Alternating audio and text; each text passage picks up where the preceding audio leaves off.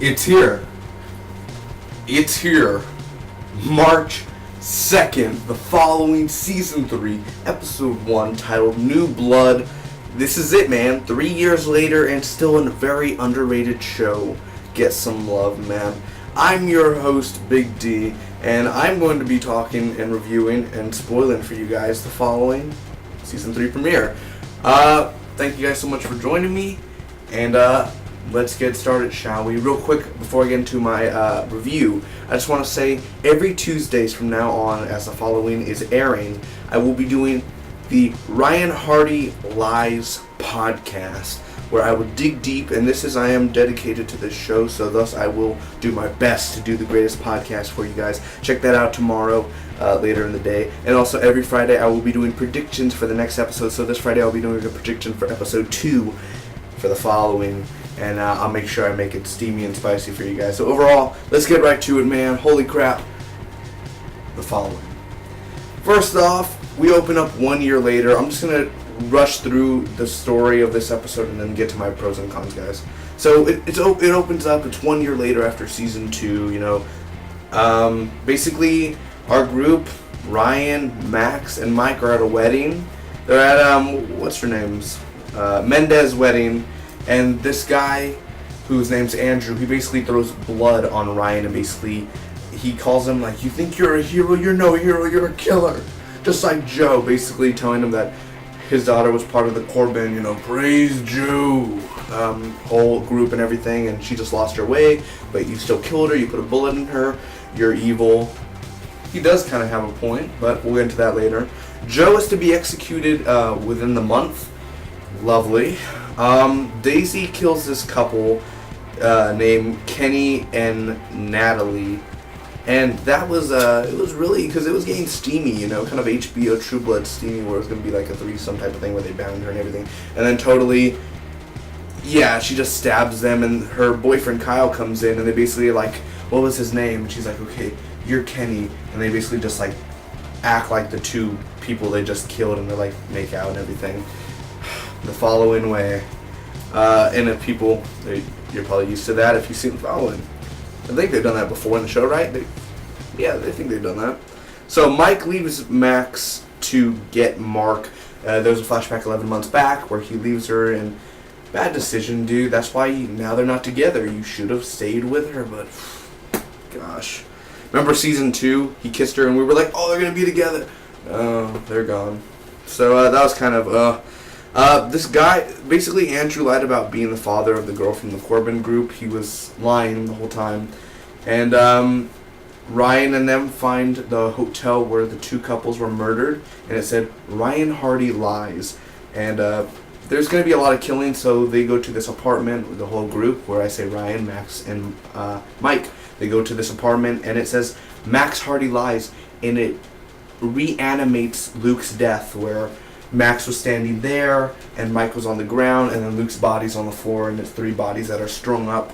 So it's really creepy, and it has that dense feeling, and what I love about the following is the music. The music in the background, where it's really chilling, and then once you see the actual event, it does, you know, it has that effect on you. I watch it on the light because I'm too scared to watch it in the dark. I'm sorry. So basically, Mark is talking to himself, as always. He's kind of like, I don't know if I can go through with this, Luke. Yes, you can, Mark. You can go through with this. I'm not sure. I don't want to do it. You can do it! You know, it's just one of those where he's just talking back and forth. Sam Underwood, very underrated. Reminds me of Dandy Moss from American Horror Story Freak Show, that guy. Finn Whitrock, they could be brothers. Alright, let me get through this, guys. He puts a beard on, literally, and he's going to go out killing with his group, Daisy and Kyle and Andrew, and basically he's like, let's go kill people. He has glasses, I believe, also, so he looks kind of big with a beard, like an old mobster type of guy, or a Sean Connery. He looks like that. Anyway, they go to this event. They lead this girl to a bathroom, and Mark's behind her. He ends up kidnapping her. And also, after that, Ryan chases down Andrew, and there's a full-on fist fight. There's a little knife action. Andrew gets arrested. And then Mark took the girl in the red dress, and he's going to reanimate Lily Gray's death. Remember Joe? I always love that. He was like, "Who are you, Lily Gray?" Love it. And he basically reanimates it, and then he goes up and he's like, "Mom," and these people are just looking at him like, thought we were crazy. One of those. Anyway, Andrew is the one who picked them up at the end of season 2 in the truck, by the way, so mystery solved. Not really, it wasn't much of a big, he picked them up, because you kind of were like, one of them picked them up at the most. I don't see a huge, I thought someone, Ryan, someone close to Ryan picked them up or something, but, okay. While You Lie, More Die, and also, we see Mark at the end talking to himself, of course, but kind of talking to his brother technically, and he's like, one of them will die tomorrow. Or one of them dies tomorrow. And that's it. That's the following episode. What did I think about this episode overall, guys, in the premiere? Let me get right to it, guys. I'm sorry I just wasted your 3 minutes of time. But I had to get it out. Okay. I'll talk more about it in the podcast. Ryan Hardy Lives. Let me get one of my pros first because I just want to get it all out right now. First off, we get to see new characters. Did I mention Ryan has a new girlfriend named Gwen who looks 15 years younger than her? Or him, I'm sorry. Also, Max has a boyfriend and he would be black. Just saying, of course, she'd go for a black guy. I'm okay with it. I'm just saying, I know why she's with him. I know. Yeah. His name's Tom Reyes. We didn't get to see him that much, but I'm pretty sure we will soon. And I hope they're not slow scenes. I didn't mean like that, like in the bed. No, I didn't. I'm not going towards that anyway. New characters, just Andrew, and Andrew was really cool also. Andrew looks like the guy who works for the FBI also, that other short guy. They look the same. I'm kind of like, are they brothers? That'd be really cool.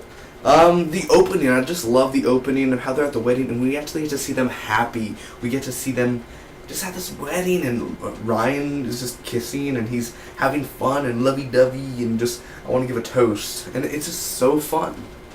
And then it gets ruined, because it's the following, and we like to see blood splatter. I tell you, Dexter and the following could be in the same universe, don't you think?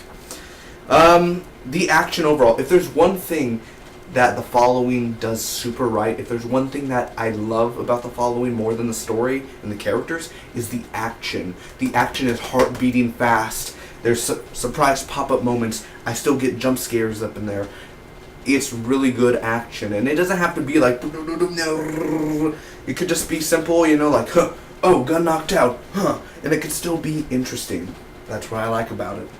Also, Sam Underwood, ladies and gentlemen, real quick, first off, for that a whole season of that, just a whole season of just, blah, blah, blah, blah, blah, blah, blah, blah, blah, blah, blah, just Mark and Luke talking. And he did it, obviously, in Season 2, but playing 2 characters. But now, give him props. Holy crap, I love it. Also, the ending, I love the ending, how, it's still crazy. And I love the music at the ending, because it's like Sons of Anarchy, where it has, just has the music, and it shows, montages of what the characters are doing. It's creepy and disturbing. They're very creepy. The puppet moments, that's so creepy and disturbing. And it makes my stomach hurt at times. And of course the chilling music, like I said. I love the flashbacks. Flashbacks are always good, always great. Like in Season 2 or Season 1, no, Season 2 when we saw Ryan drunk in the first episode of the flashback at the bar. That was great. And I also love the set pieces that the following uses. And I'm honestly going to say I like the second half more than the first half. The first half is a little bit more slower, but you do got to understand this is a 3-year-old show, and this 3-year-old show already has an established set pacing time, and if you're new to the show, it may be a little bit slow to you, but if you've been around for a while, then you already know how it rolls, you know the way it goes, all of you know. So now the cons really about this episode. I'm going to sound totally stupid, I'm going to sound like a hater, and I hate to be like that, but it's repetitive, it's very repetitive, the same thing. Joe, followers, the show called The Following, you go kill for me. And now we have Mark, followers, go kill for me. The same thing, Season 4 of The Following, this guy, followers, go kill for me. It's the same thing, repetitive, boom, boom, it's the same thing. Oh, Ryan Hardy lies, it's just a dead body again, FBI. I'm just saying, I enjoy it, and I'm still going to watch the season because I want to see where the storyline goes, because I know they could change it up. But still, Mark makes it good, Joe made it good, so they're always going to make it good, but still, it's kind of repetitive, and I know it's called The Following, but still, same thing. Different purpose, though. No Joe. Where's my Joe Carroll? My Joey is going to be executed, and I want to see that little slice of key apple pie. I'm just going to say apple pie. And he better have a beard, by the way. He better have a beard. I'm just saying. I'm not a big fan of Kenny and Natalie. Out of all the new characters, I really don't like them. I'm just one of those where it's she's just like Emma. They're going to die. They're gross. Get them out of here. They're always making love. They're always kissing, and I'm just like, Andrew's going to just stab you guys one day. They're just going to turn on you one day. You guys are it's just like Emma and the ones who acted gay in the first season. It's just like one of those. Really one of those characters again. Emma was good, by the way, but I'm just saying. It was a little bit slow, but nothing boring. Nothing really that bad. And also, the first half, it was good, the first half. Second half was great. Kind of like that. So overall, I'm going to give this following Season 3 premiere, Episode 1, titled True Blood. You see what I got there? Because the producer is the producer of True Blood. Laugh at me. True Blood. Yeah, it's okay. So, New Blood. Did anyone laugh at all? I hope you guys did. Anyway, I'm going to give this episode an A-, which is a 9.10 out of 10. And secondarily, I'd give it a solid B, an 8.60 out of 10. Honestly, an A-, 2 thumbs up. I enjoyed it. It was interesting. It was fun. It kept me on my feet. Every time it came back from commercial, I was like, let's dig into this. Let's go. What's going to happen? Who's dead? Who's puppeted up? Who lied? It didn't even say Mike lied, but sometimes they just never have shirtless scenes. Anyway, thank you guys so much for watching. Don't forget, if you watch other Fox shows, I review Gotham, The Last Man on Earth. Check those out, man. And don't forget, Tuesdays, Ryan Hardy Lies podcast. Subscribe if you guys want to see that. And also subscribe if you guys want to see my predictions video every Friday. I know what you're saying. Who does a predictions video 4 days later? I have to think about the predictions, for one thing. And also, why do I do the podcast the next day? I like to sleep on the episode first. And then go to school. And then at school for 8 hours, just think about the following. Sounds about right. Thank you guys so much. May the spot be with you always. Until next week. And until tomorrow, until Friday. My followers, I will see you soon. Until then, go kill.